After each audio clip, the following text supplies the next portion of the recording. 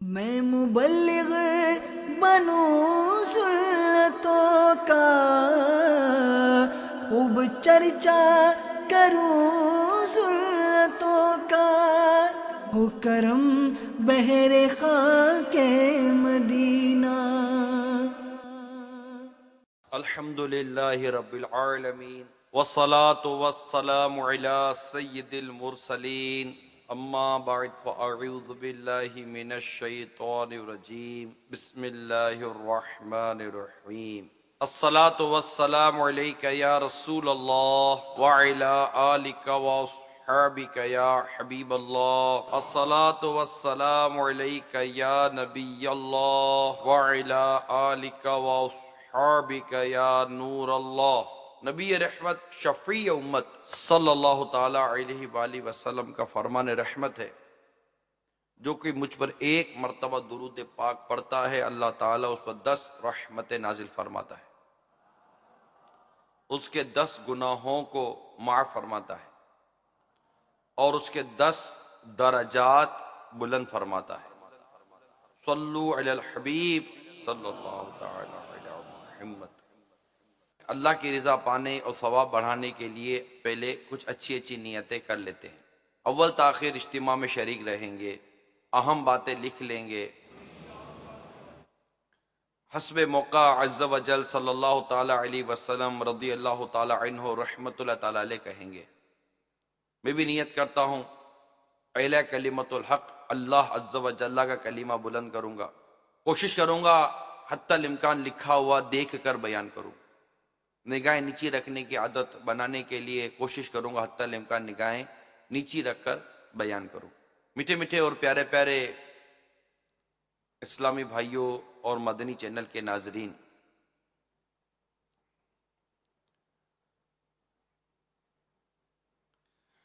ہمارے پیارے پیارے صحابہ کرام علیہم رضوان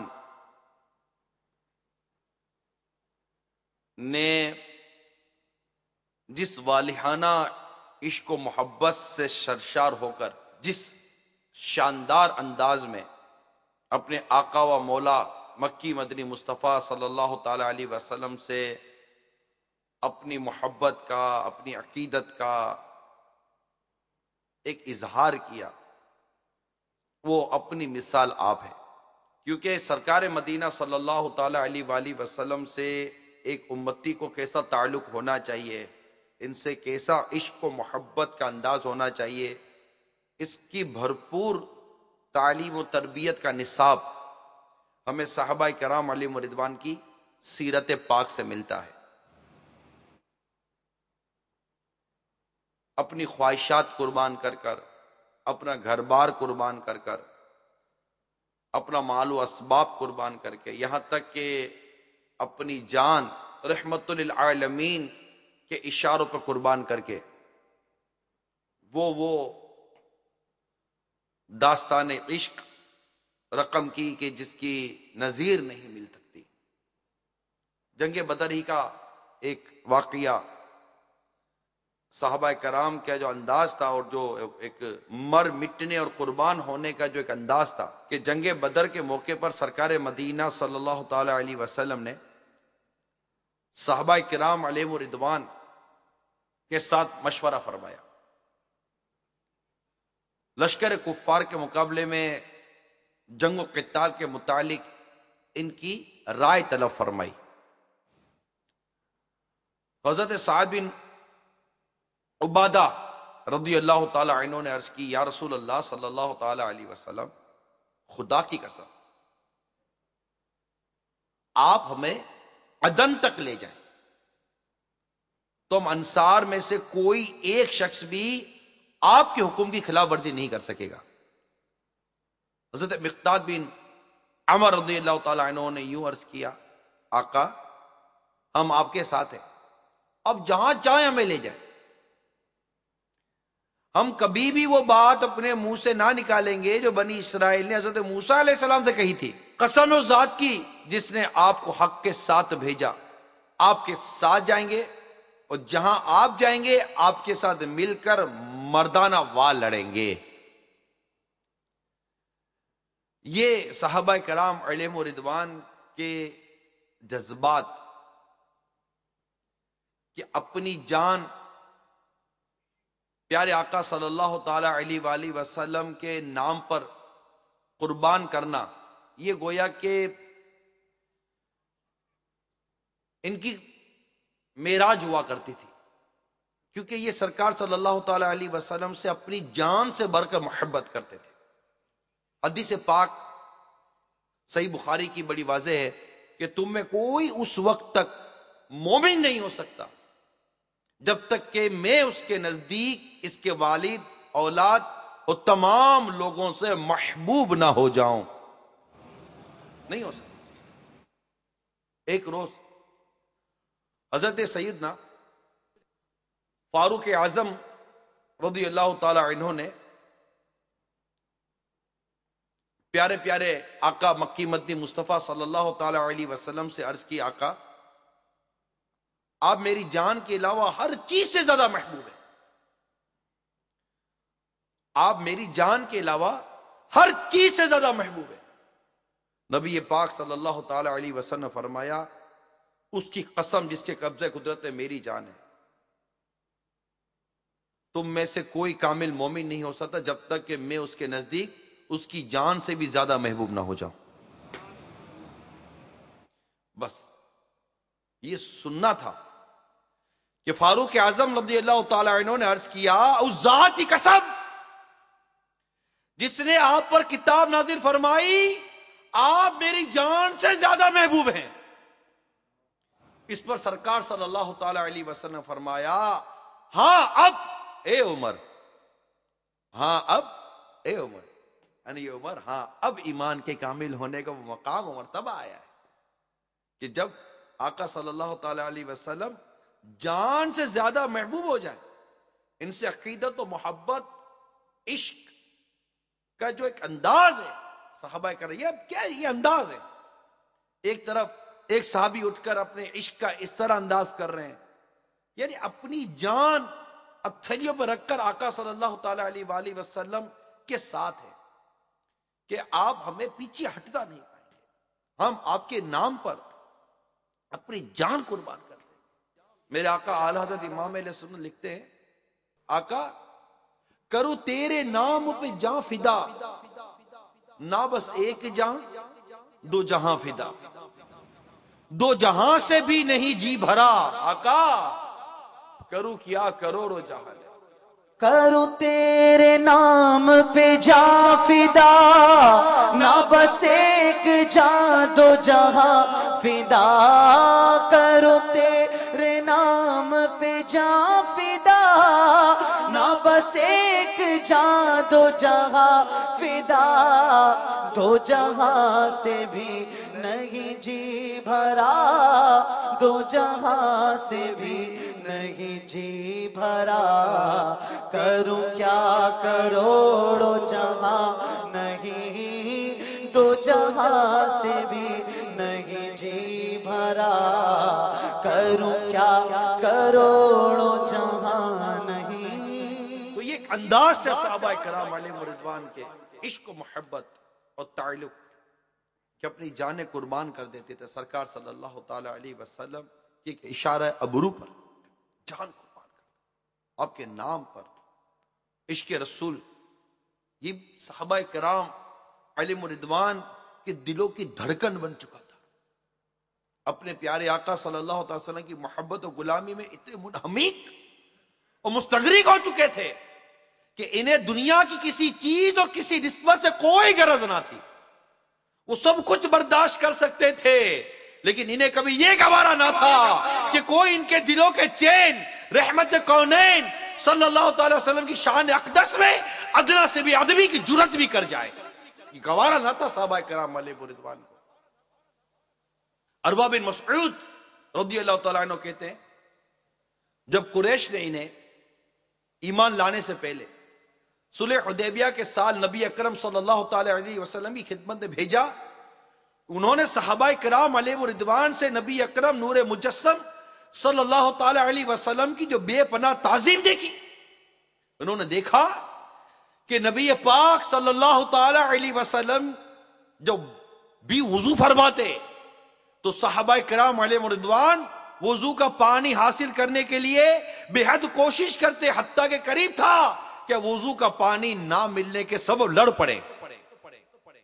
انہوں نے دیکھا کہ نبی پاک صلی اللہ تعالی علیہ وسلم کے دہن مبارک یا بینی مبارک کا پانی ڈالتے تو صحابہ کرام اسے ہاتھوں سے لیتے، اپنے چہرے اور جسم پر ملتے اور اس سے عزت اور آبرو پاتے تھے۔ آپ کا کوئی بال جسم مبارک سے جدا نہیں ہوتا تھا، مگر اس کے حصول کے لیے جلدی کرتے تھے کہ یہ بال ہمیں مل جائے۔ آقا کے جسم مبارک سے جو بال جدا ہو ہمیں مل جائے۔ جب آپ صلی اللہ تعالی علیہ وسلم انہیں کوئی حکم دیتے تو فوراً تعمیل کرتے، اور جب نبی اکرم صلی اللہ تعالی علیہ وسلم گفتگو فرماتے تو آپ کے سامنے خاموش رہتے اور عذرائے تعظیم آپ کی طرف آنکھ اٹھا کر نہ دیکھتے۔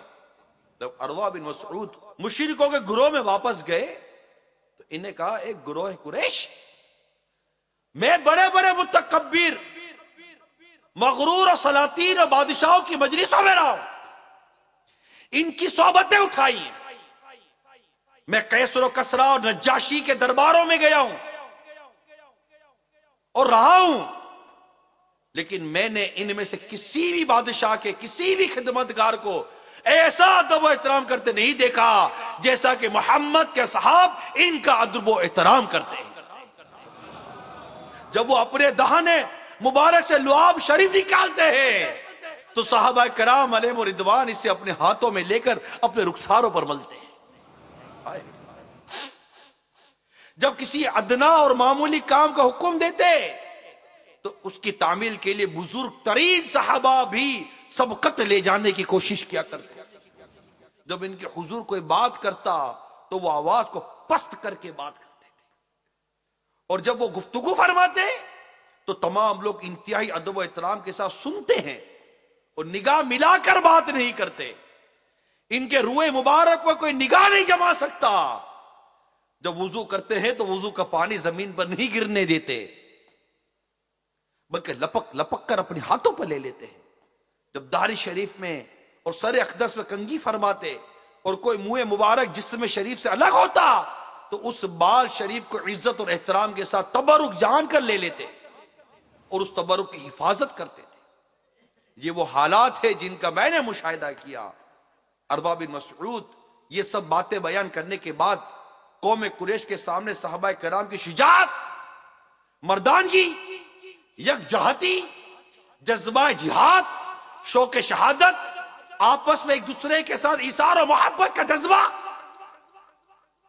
ذکر کرتے ہوئے اپنی قوم سے کہتا ہے، خدا کی قسم میں نے ایسا لشکر دیکھا ہے جو تم سے کبھی منہ نہ موڑے گا، میدان جنگ میں یہ تم سب کو مار ڈالیں گے اور تم پر غالب آ جائیں گے۔ میرے میٹھے میٹھے اور پیارے پیارے اسلامی بھائیوں اور مدنی چینل کے ناظرین، آپ نے دیکھا صحابہ کرام علیہ رضوان کا انداز عشق محبت اور آقا کے منہ مبارک، وضو کا پانی اور اس طرح کی دیگر چیزیں جو بیان، یہ کیا ہے؟ آج کی اس پرفتن دور میں میرے آقا صلی اللہ علیہ وسلم کی شان میں گستاخی کرتے، کوئی گستاخی پر مبنی کتاب لکھتا ہے، کوئی گستاخی پر مبنی تقریر کرتا ہے، تو کوئی فلم بناتا ہے۔ اس وقت اس پرفتن دور میں ضرورت اس بات کی کہ ہم اور ہماری آنے والی نسلوں کو پتا چلے کہ صحابہ کرام علیہ رضوان سرکار صلی اللہ تعالی وسلم سے کیسی محبت کیا کرتے تھے، آپ کی عزت، آپ کی ناموس پر کیسے مر مٹنے کا جذبہ تھا ان کے اندر۔ ان کو بتاؤ کہ گستاخ رسول کو پتا چلے کہ بتلا دو گستاخ نبی کو غیرت مسلم زندہ ہے، ان پہ مر مٹنے کا جذبہ کل بھی تھا اور آج بھی ہے۔ بتلا دو گستاخ نبی کو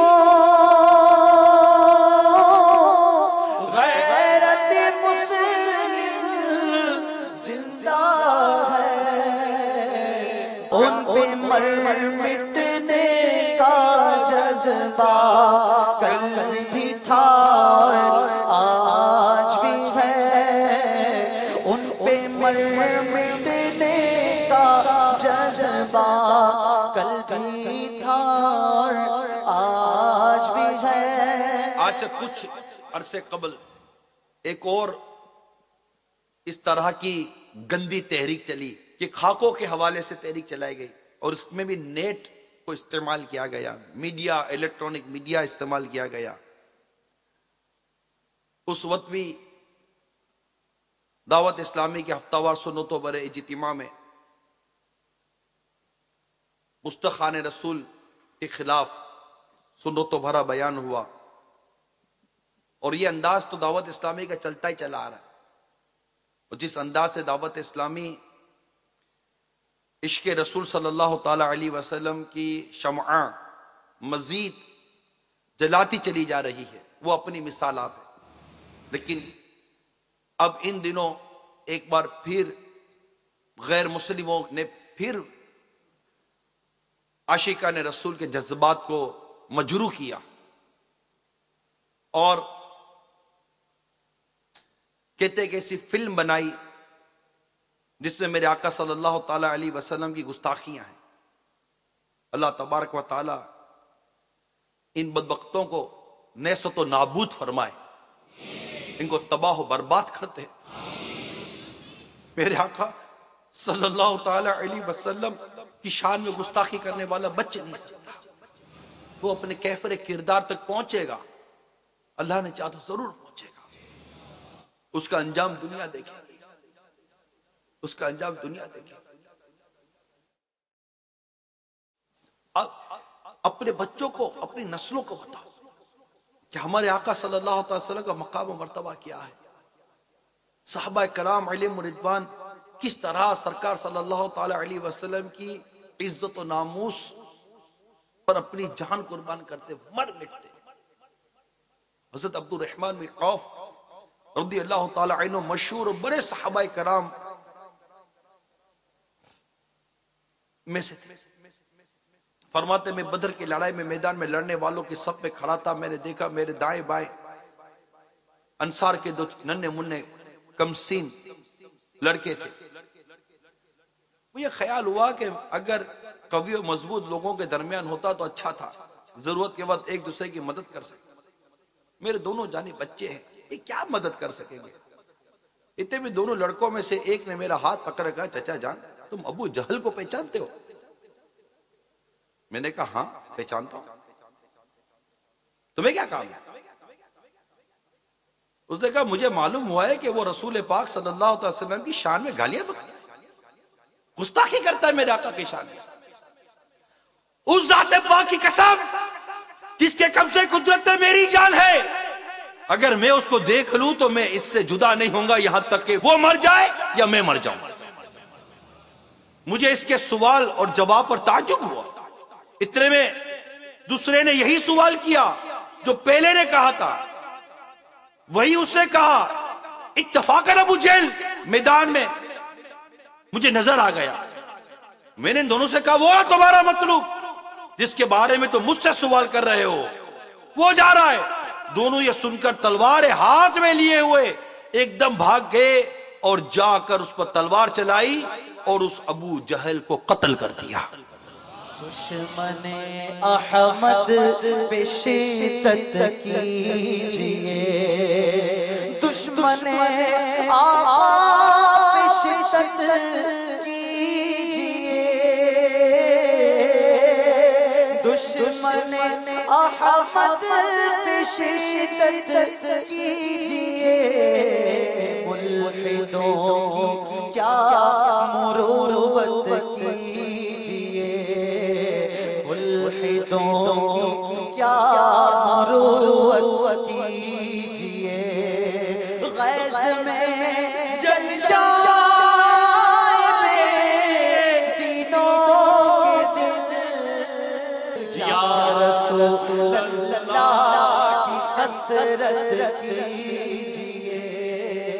تو میرے میٹھے اور پیارے اسلامی بھائیوں اور مدنی چینل کے ناظرین، میں صحابہ کرام علیہم رضوان کا جو عشق و محبت تھا صحابہ کرام کا سرکار صلی اللہ تعالی علیہ وسلم سے، اس کے متعلق چند مدنی پھول عرض کر رہا تھا کہ ایک کاش یہ مدنی پھول ہمارے دل کے مدنی گلدستے میں سجتے چلے جائیں اور ہم اپنی اور اپنے آنے والی نسلوں کو سرکار صلی اللہ تعالی علیہ وسلم کی محبت، پیار، عقیدت، احترام اور صحابہ کرام علیہ رضوان کو جو آپ سے تعلق تھا اس حوالے سے، اس کے بارے میں ہم ان کو بتائیں، کیونکہ ہماری فی زمانہ آنے والی جو نسلیں ہیں یہ اس حوالے سے اتنی زیادہ معلومات نہیں رکھتی.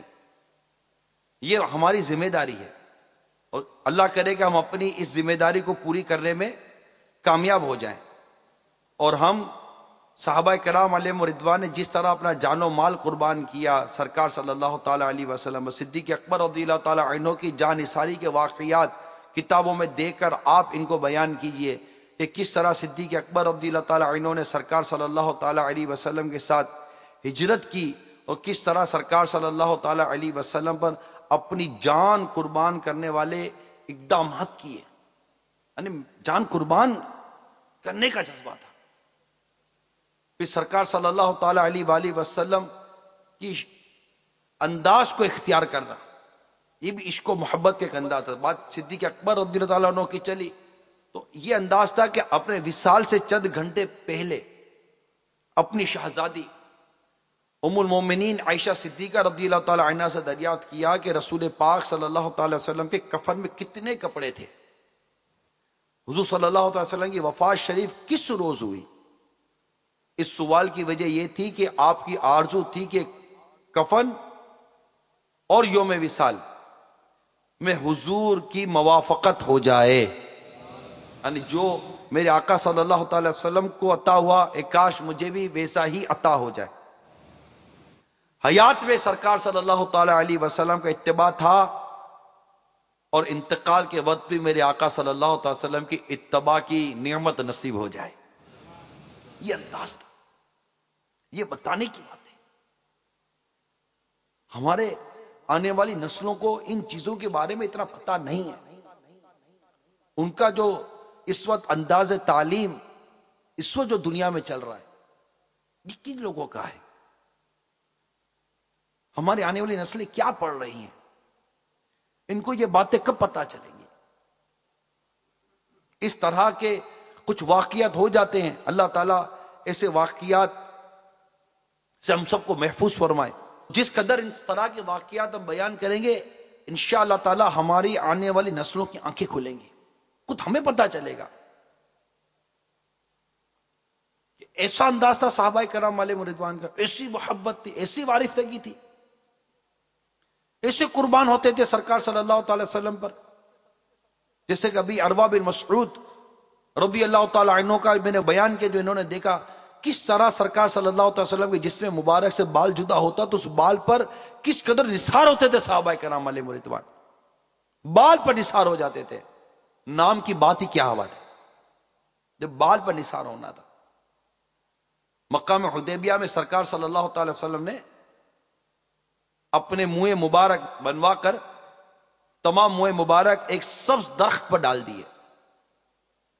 تمام صحابہ اسی درخت کے نیچے جمع ہو گئے اور بالوں کو ایک دوسرے سے لینے لگے.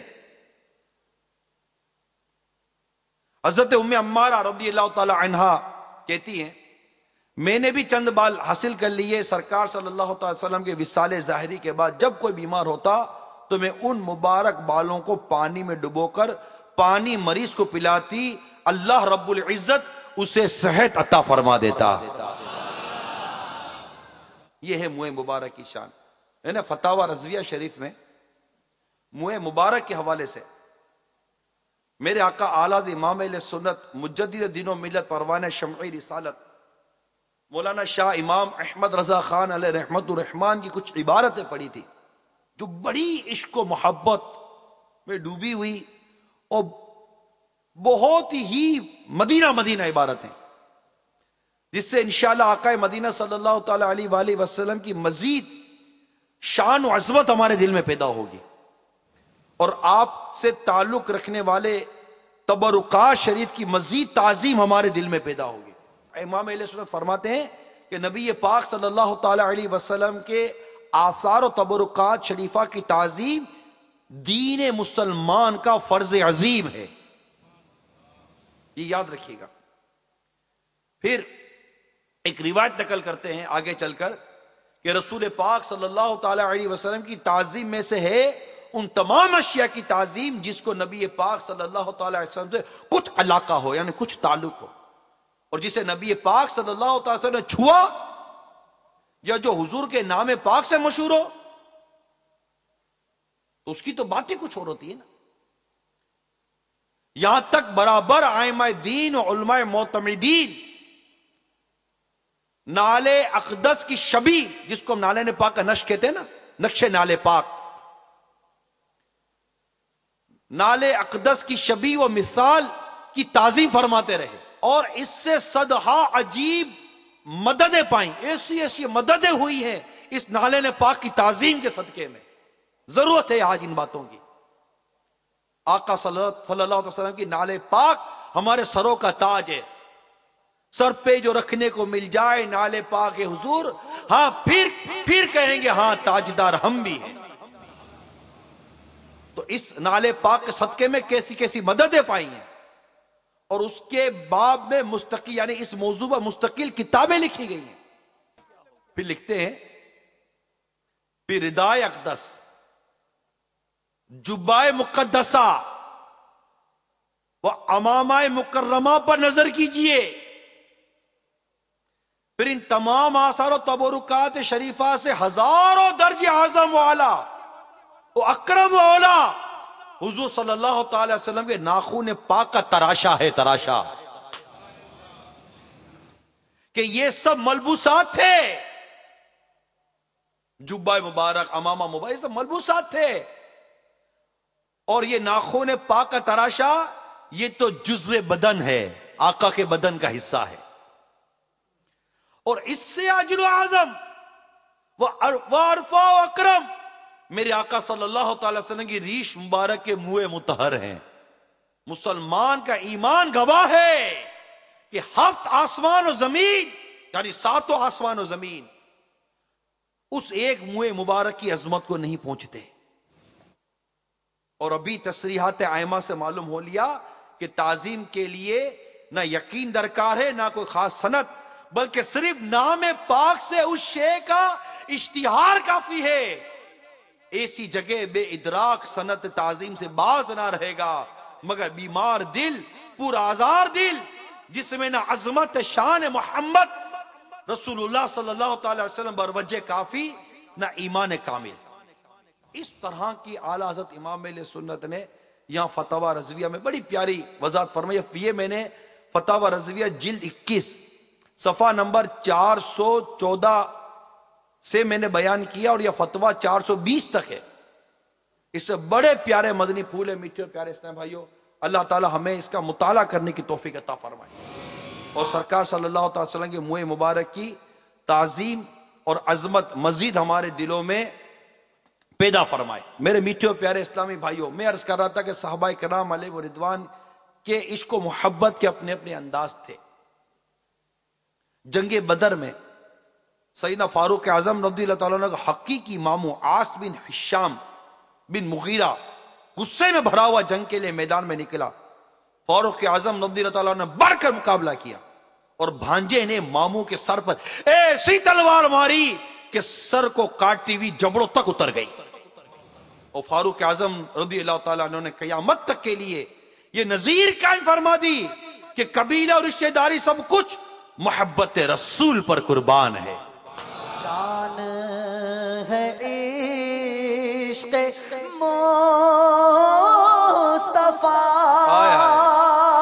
روز فضو کرے خدا، روز فضو کرے خدا، روز فضو کرے خدا، جس کو درد کا مزہ نازے دوا اٹھائے کیوں،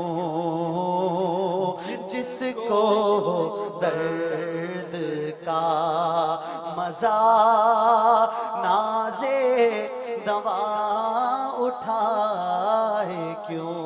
جنگ احد میں ایک صحابیہ رضی اللہ تعالی عنہا کے باپ، بھائی اور شوہر پروانہ وہاں لڑتے لڑتے شہید ہو گئے۔ انہیں جب یہ معلوم ہوا تو اس کا کچھ غم نہ لیا، بس یہ پوچھا کہ میرے آقا کیسے ہیں۔ جب ان کو بتایا کہ حضور صلی اللہ تعالی وسلم بخیر و سلامت ہیں تو بولی کہ مجھے حضور کو دکھا دو، بولی کہ مجھے حضور کو دکھا دو۔ آپ کو دیکھ کر، اور ایک روایت میں ہے کہ بے تابانہ آپ کا کپڑا پکڑ کر کہنے لگی آپ کے ہوتے ہوئے ہر مصیبت ہیچ ہے، آپ سلامت ہیں تو میرے آقا پھر سب سلامت ہیں۔ میرے تو آپ ہی سب کچھ ہے، رحمت عالم میں جی رہا ہوں، زمانے میں آپ ہی کے لیے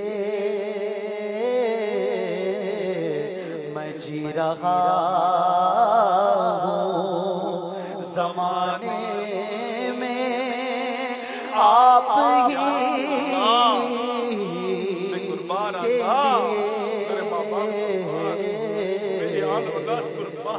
میں جی رہا ہوں، تمہاری یاد کو کیسے نہ زندگی سمجھو، یہی تو ایک سہارا ہے زندگی کے لیے۔ میرے آقا اعلی حضرت امام اہل سنت مجدد دین و ملت پروان شمعی رسالت، امام عشق و محبت مولانا شاہ امام احمد رضا خان علیہ رحمت الرحمان عرض کرتے آقا دہن میں زباں تمہارے لیے، آقا میرے دہن میں زباں تمہارے لیے، بدن میں ہے جان تمہارے لیے، ہم آئے یہاں تمہارے لیے، آقا اٹھے بھی وہاں تمہارے لیے۔ دہن میں زباں تمہارے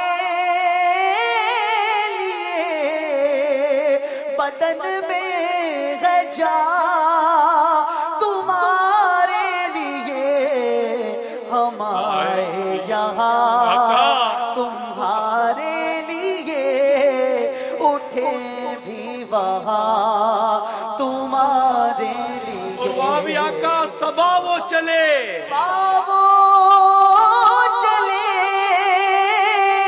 کہ باغ پھلے، وہ پھول کھلے کہ دن ہو بھلے، دیوا کے تلے سنا میں کھلے، رضا کی زبان تمہارے لیے۔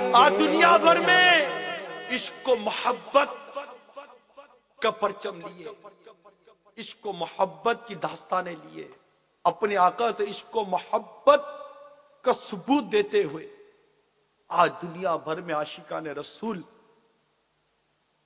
آقا کے نام پر اپنی جان قربان کرنے کے جذبے لیے گویا کہ اس طرح ایک ہوتے نظر آ رہے ہیں کہ گستاخان رسول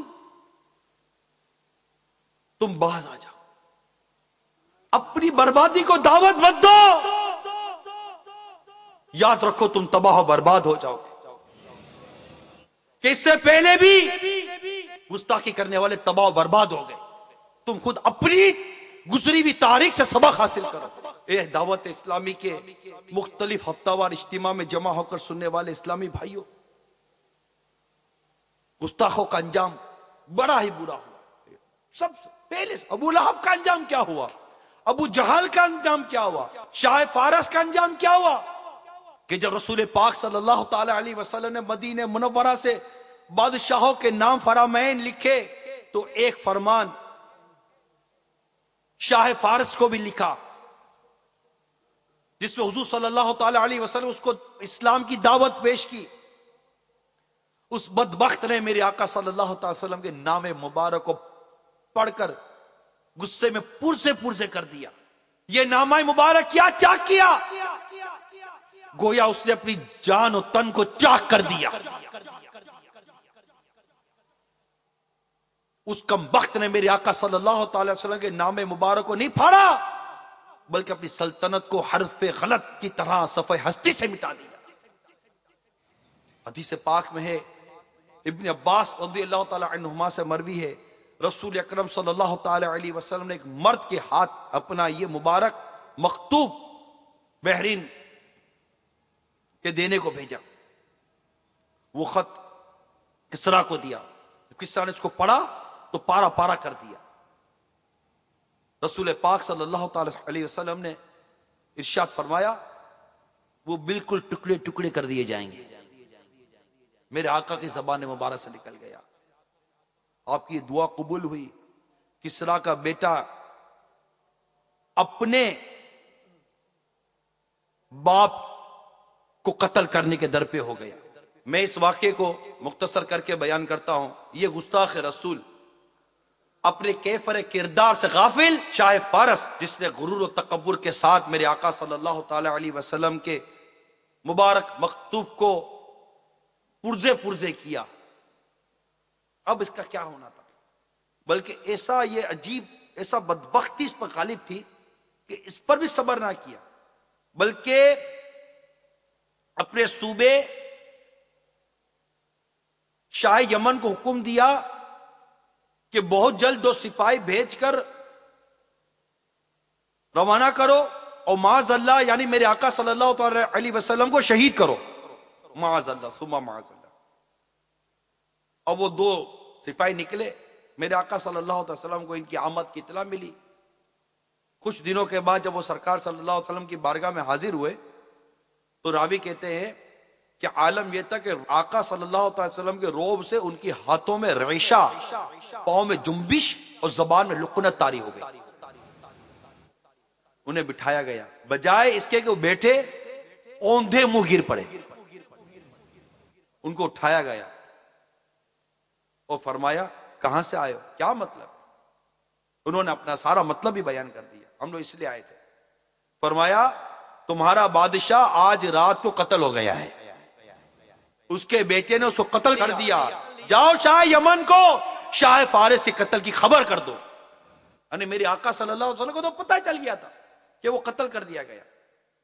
یہ خبر سن کر وہ دونوں سپاہی وہاں سے رخصت ہوئے اور یمن کی طرف گئے. شاہ یمن کو اطلاع دی اور اس کی سلطنت روئے زمین سے جیسے کہ مٹ گئی.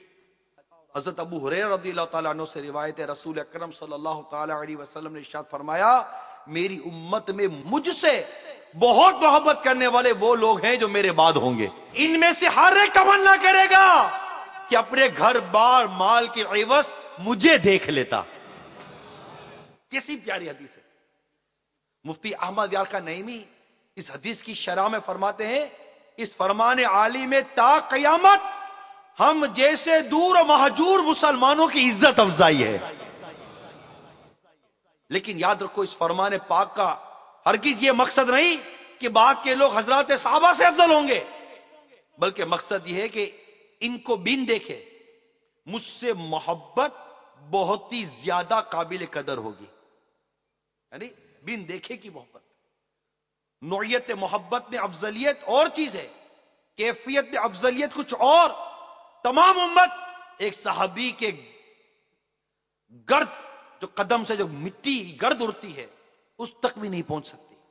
وہ حضرات اسلام کی صف اول کے مقتدی ہیں. امام المرسلین کو دیکھتے, حضور کی باتیں سنتے. باقی لوگ پچھلی صفوں کے ہیں جو امام کی حرکات و کلام ان حضرات کے ذریعے جانتے مانتے ہیں.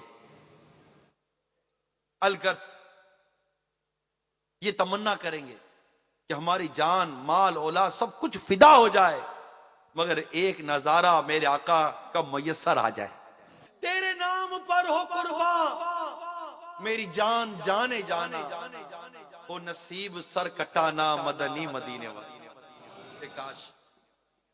ایک کاش منافقوں کا سردار عبداللہ بن ابی، اس نے بڑی گستاخی کی۔ اس کا جو بیٹا تھا وہ مسلمان تھے، بڑے ہی پیارے ان کا انداز تھا، نام ان کا عبداللہ تھا، بڑے پکے مسلمان، سچے عاشق رسول۔ جنگ سے واپسی کے بعد مدینہ منورہ سے باہر تلوار کھینچ کر کھڑے ہو گئے اور باپ سے کہنے لگے اس وقت تک مدینے میں داخل ہونے نہیں دوں گا جب تک کہ تو اس کا اقرار نہ کرے کہ تو ذلیل ہے اور میرے آقا عزیز ہیں۔ اس کو بڑا تعجب ہوا کیونکہ یہ ہمیشہ سے اپنے باپ کے ساتھ نیکی کا برتاؤ کرنے والے تھے، مگر حضور صلی اللہ تعالی علیہ وسلم کے مقابلے میں باپ کی کوئی عزت و محبت دل میں نہ رہی۔ آخر اس نے مجبور ہو کر اقرار کیا کہ واللہ میں ذلیل ہوں اور محمد صلی اللہ تعالی علیہ وسلم عزیز ہیں، اس کے بعد وہ مدینے میں داخل ہو سکے۔ اس طرح یہ بہت سارے واقعات میرے میٹھے اور پیارے اسلامی بھائیوں کتابوں میں ملتے ہیں۔ ضرورت اس بات کی ہے کہ ہم غیر مسلموں نے جو کچھ ہمارے آقا صلی اللہ تعالی علیہ وسلم و صحابہ کرام کے ساتھ ظلم و ستم کیے وہ اپنی نسلوں کو بتائیں، خود بھی جانیں، پہچانیں، سمجھیں کیا ہو رہا ہے۔ ایک بزرگ فرماتے ہیں، بہت بڑے محدث سے فرماتے ہیں کہ ہمیں سرکار صلی اللہ تعالی علیہ وسلم غزوات یوں یاد کروائے جاتے تھے جیسے تم قرآن پاک کی آیتیں یاد کرواتے ہو، کہ وہ کیا تھا، وہ کیا مناظر تھے، کس طرح سرکار صلی اللہ تعالی علیہ وسلم و صحابہ کرام علیہم رضوان نے دین اسلام کو پھیلایا، کس طرح سرکار صلی اللہ تعالی علیہ وسلم کی طرف برنے والے تیروں کو اپنے سینے پر لے لیا کرتے تھے، تلوار لے کر آقا کے آگے آ جایا کرتے تھے۔ بدر کے میدان میں صدیق اکبر رضی اللہ تعالیٰ عنہ اس صاحبان کے نیچے تلوار لے کھڑے ہو گئے کہ مجال ہے کہ میرے آقا کی طرف کوئی میری نظر تو اٹھا کر دیکھے۔ سعد بن ابی وقاص رضی اللہ تعالیٰ عنہ سرکار صلی اللہ تعالیٰ علیہ وسلم پر اپنی جان نثار کرتے جا رہے ہیں اور سرکار صلی اللہ علیہ وسلم تیر دیتے جا رہے ہیں، وہ دشمنوں پر تیر پھینکے جا رہے ہیں۔ میرے آقا فرماتے ہیں ساتھ تیر چلا میرے ماں باپ تجھ پر قربان، ساتھ تیر چلا میرے ماں باپ تجھ پر قربان۔ ایک غزوے کے موقع پر جب سرکار صلی اللہ تعالی علیہ وسلم کو دیکھا گیا کہ دشمن میرے آقا کی طرف بڑھ رہے ہیں، صحابی آگے آ گئے اور جتنے کچھ دشمنوں کی طرف سے تیر اور وار ہونے تھے سب اپنے سینے پر لیتے چلے، میرے آقا کو تکلیف نہ ہو جائے۔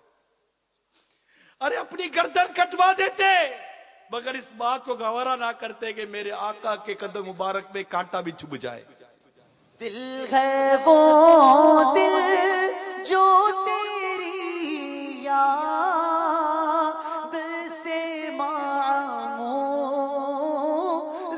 رہا، دل ہے وہ دل جو تیری یاد سے معمور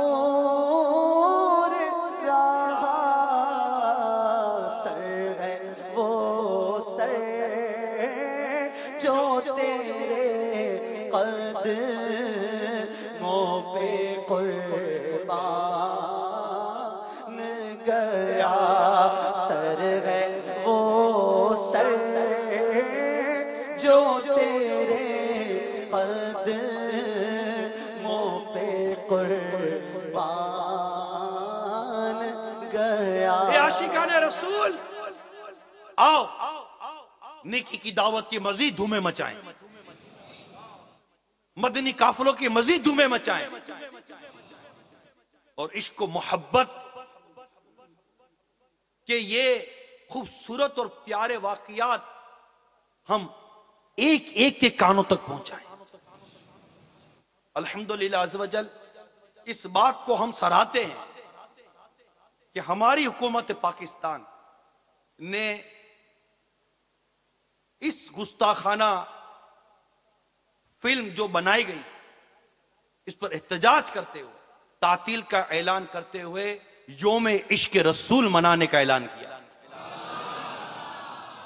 کیونکہ یہ پاکستانی عاشقان رسول کا وطن ہے، یہ عاشقان رسول کا وطن ہے، ہمارے روئے روئے میں عشق رسول کی باتیں ہیں، اور دعوت اسلامی یہ آقا صلی اللہ تعالی علیہ وسلم کی سچی پکی غلامی کی ایک عالمگیر اور غیر سیاسی تحریک ہے، مگر حکومت کا یہ اقدام بڑا پسند آیا کہ اس نے ایسا یوم منایا جس کا نام بھی یوم عشق رسول رکھا گیا ہے، اور آج ہم نے بیان بھی عشق رسول کے عنوان پر کیا۔ ہم اپنا کردار ادا کریں اور اپنے اندر عمل کا جذبہ پیدا کریں، اپنے اندر نیکی کی دعوت کا جذبہ پیدا کریں، ہم مزید لنگڑے رسائل کریں، قرآن پاک تقسیم کریں، ایک ایک تک سرکار صلی اللہ تعالی علیہ وسلم کے اخلاق و کردار کی باتیں پہنچائیں، عمل کے ذریعے بھی آئیں۔ ہمارا جذبہ، ہمارے جو احساسات ہیں، جو ان واقعات سے وہ احساسات جو ہمارے مجروح ہوتے ہیں،